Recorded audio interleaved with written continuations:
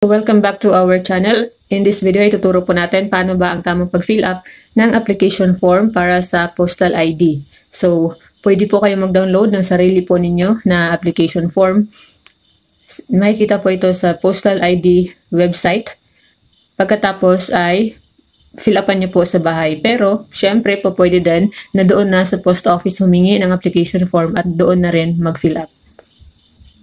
So, ituturo nga po natin kung paano i-fill up ito para mayroon po kayong idea para mas mabilis na rin pagdating po ng post office. So, pinakaunang tandaan na sa pag-fill up po ng application form ng postal ID, dapat lahat ay in capital letters. So, print all information in capital letters. At dapat ay black ballpen po ang kailangan gamitin. Again, inuulit ko, black ballpen. So, pinakauna muna dito sa itaas, itong part na to, huwag mo po itong fill upan dito dahil yan po ay para sa pag-ibig na officer. Dito naman sa postal reference number, pwede mo siyang lagyan ng number ng iyong lumang postal ID kung ikaw ay magre-renew na. Pero kung bago ka pa, kung first time mo pa kukuha ng ID, huwag mo po itong fill upan dito. So part 1, to be filled out by the applicant. So ang aplikante ang mag-fill up nitong lahat ng nasa part 1. So pinakauna dito, ang purpose, kung ikaw ay first time pang kukuha ng postal ID, ito po ang i-check mo, ang itong initial. So, lagyan mo ng maliit na check ang box. Kung ikaw ay magre-renew, itong renewal ang i-check mo. Kung ikaw ay magpapalit ng card, dahil nawala mo ang iyong postal ID, so ito ang i-check mo ang card replacement. Pagkatapos, i-check mo itong pangalawang box dito na replacement of lost card. O pwede din na card replacement, tapos dito, replacement of damaged card kung halimbawa nasira ang iyong postal ID. Pero kadalasan po ay kung bago pa, so ito, initial. First time mo pang kukuha, initial. Pagkatapos, dito na tayo sa applicant's name. So, pangalan ng aplikante. So, una ang first name or yung unang pangalan. So, halimbawa, yung first name ay Juan. So, capital letters lahat at black ballpen lang ang pwedeng gamitin. Middle name. So, halimbawa, yung middle name, ito ang middle name, ang apelido ng iyong ina. Or kung ikaw ay babae na kasal na, tapos ang gamit mo ngayon ay ang apelido ng iyong husband. So, ang middle name mo ay yung apelido mo pagkadalaga. So, halimbawa, Garcia. Capital letters, black ballpen. So, last name, yan ang apelido. So, halimbawa, ang apelido ni Juan ay De La Cruz. So, itong suffix dito, suffix kung mayroon kang junior. So, halimbawa, si Juan ay junior. Kung wala ka namang suffix, huwag nang lagyan yan. Lalo na mga babae, wala tayong suffix, so huwag lagyan. So, sa mga lalaki, kung ikaw ay merong junior, senior, or the first, the third, mga ganun. Yan ang ibig sabihin ng suffix. Next, gender. So, ang gender, kung babae, female. Kung lalaki, male. So, si Juan ay male. Tapos, dito sa date of birth, tandaan na dapat una ang buwan, tapos ang araw, tapos ang taon.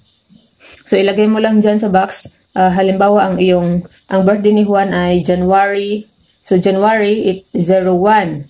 January 10. So, 01, 10. Halimbawa, si Juan ay 1994. Ayan. So, una ang buwan, tapos ang araw, or ang pitsa, tapos ang taon. Pagkatapos, dito na tayo sa place of birth. So, kung halimbawa si Juan ay pinanganak sa, so lagyan ng city at saka municipality.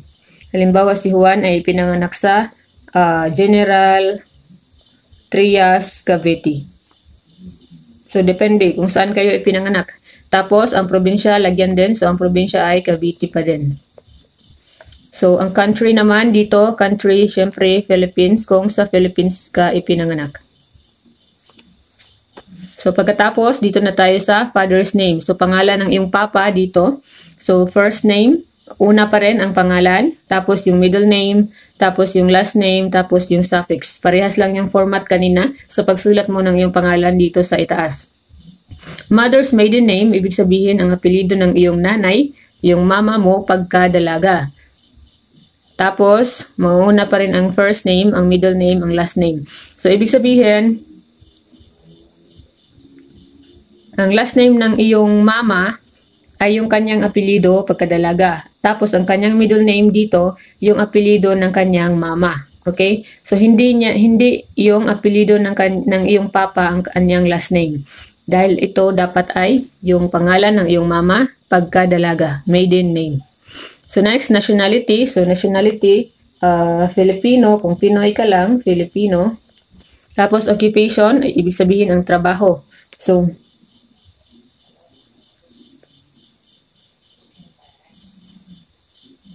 ang trabaho mo dito. So halimbawa ikaw ay cashier, pwedeng ilagay dyan. Kung wala kang trabaho, pwedeng housekeeping, pwedeng housewife, ganun.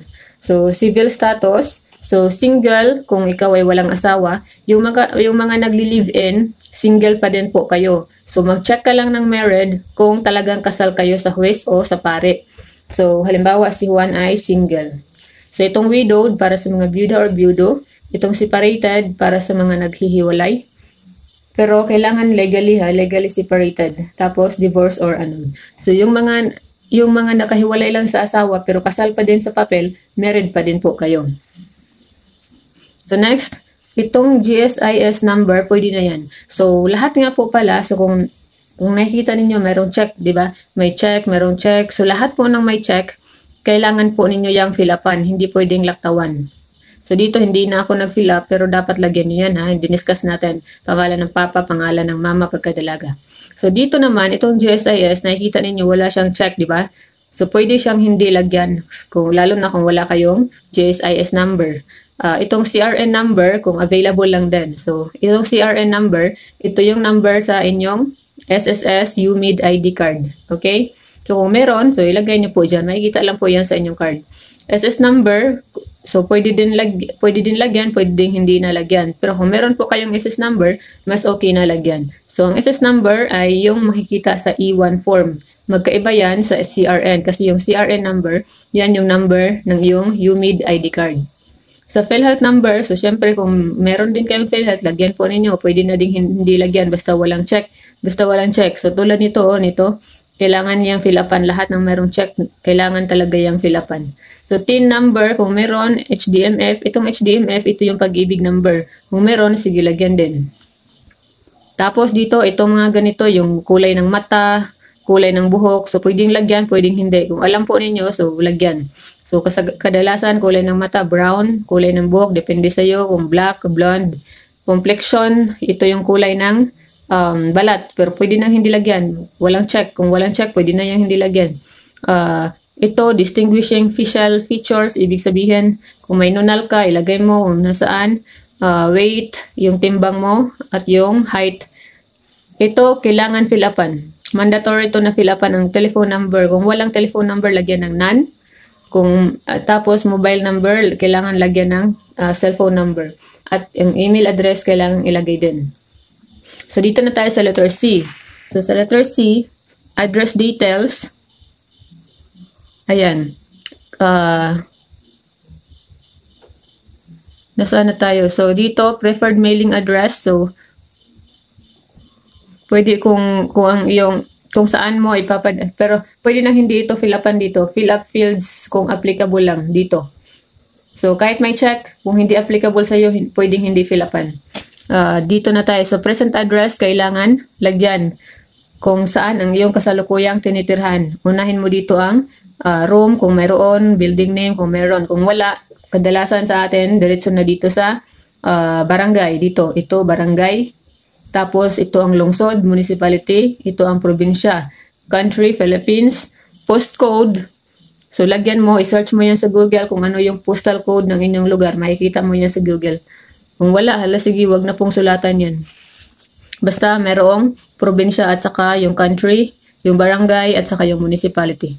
Kung nasa subdivision kayo, sige, lagyan din dito subdivision. Lagyan ng pangalan ng subdivision. Lagyan ng house, lot, and block number. So, yung mga nakatira sa subdivision, alam po ninyo yan. So, dito, work address. Ito ang employment status mo, yung kasalukuyan mong status sa iyong pinagtatrabahuan. Kung ikaw ay contractual, i-check mo itong contractual. Kung regular or permanent, ito ang i-check. Kung self-employed, may sarili kang business, ito ang i-check mo dito. Company type, so kung sa gobyerno ka nagtatrabaho, kung government, kung sa pribado, private. Tapos, isulat din dito ang address ng iyong company na pinagtatrabahuan. Ayan. So, dito na tayo sa pinakaibaba, sa applicant certification. So, pagkatapos mong i-fill up lahat ng nasa itaas, isulat mo dito ang iyong printed name. So, capital letters ulit lahat. Halimbawa, si Juan de la Cruz. Ayan. Isulat mo dyan, tapos pirmahan mo sa itaas. Ayan. Tapos, dito date, ang pizza, isulat mo rin kung kailan mo ito pinil-upan. So, dito, parehas dito, pangalan muna bago ang pirma sa itaas, tapos pizza din. So, dito naman, sa witness signature, so, pwede kahit sinong mag-witness, pwede dyan. Kahit yung kaibigan mo, pwede. Basta, ilagay lang yung pangalan niya at saka yung, pwede na yan hindi fill-upan yung witness. Tapos, dito na sa part 2. So, itong part 2, dito, wag po itong fill-upan lahat dahil para na po ito sa pag-ibig. Tapos, ito ditong signature over printed name, mamaya pa yan kapag nag-capture na kayo or nag-picture na kayo doon sa post office. So, para sa mga hindi pa alam yung tamang proseso ng pagkuha ng postal ID, meron po tayong video, kaka-upload lang natin, nandito po sa ating YouTube. At kung ano-ano yung mga requirements, kung ano-ano yung mga valid ID na tinatanggap at iba pang dokumento na tinatanggap. May video din po tayo niyan. So, nandito lang po lahat niyan sa ating channel or kung nanonood kayo nito sa ating Facebook page. So, sa Facebook page po, nandoon din po lahat ng video ko tungkol sa postal ID. So, lahat ng ito dito sa pinakaibaba, mamaya pa yan pipilapan ko. Ay, para na po ito dito sa postal ID ng mga personnel. So, sana klaro. Sana nakatulong sa inyo ang video na to. Kung nakatulong po sa inyo ang video na to, huwag kalimutan mag-subscribe dito sa ating YouTube channel para palagi updated sa ating mga panibagong videos na maaaring kailangan ninyo rin po in the future.